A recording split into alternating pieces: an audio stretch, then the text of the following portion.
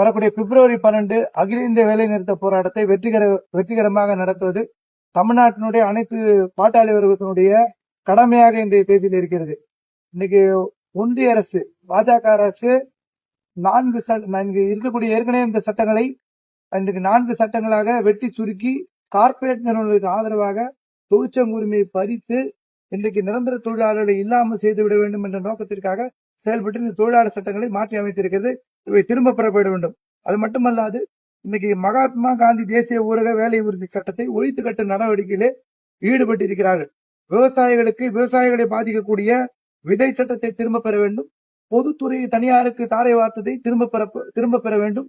அனைத்து இடங்களிலேயும் குறிப்பாக 8 மணி நேர வேலை, வாரம் 5 நாட்கள் மட்டுமே வேலை என்பதும், சம வேலைக்கு சம ஊதியம் வழங்கப்பட வேண்டும் என்பதும், அனைத்து வேலைகளும் நிரந்தரமான வேலைகள் ஈர்க்கப்பட வேண்டும் என்று கோரிக்கைகளோடு இன்னைக்கு இந்தியா முழுக்க உழைப்பாளி வர்க்கத்தை பாதுகாக்க, விவசாயிகளை பாதுகாக்க களத்தில் இறங்க வேண்டிய அவசியம் என்பது இருக்கிறது. தமிழ்நாட்டு பாட்டாளி வர்க்கம் வரக்கூடிய பிப்ரவரி 12 வேலை நிறுத்த போராட்டத்தை பிரம்மாண்டமாக வெற்றி பெற செய்வோம் என்பதை உழைப்பொருமைக்கு எல்டிசி ஏஎஸ்சி சார்பிலே நாங்கள் தமிழ்நாட்டு பாட்டாளி வர்க்கத்துக்கு கோரிக்கையை முன்வைக்கிறோம். பிரம்மாண்டமாக இங்கே நடைபெறக்கூடிய தமிழ்நாடு முழுக்க இருக்கக்கூடிய போராட்டத்திலே இன்னைக்கு உழைப்பொருமைக்கு எல்டிசி ஏஎஸ்சி அனைத்து இடங்களிலே மிகப்பெரிய அணிதிரட்டலோடு கலந்து கொள்ளும் என்பதையும் இந்த நேரத்திலே தெரிவித்துக் கொள்கிறோம்.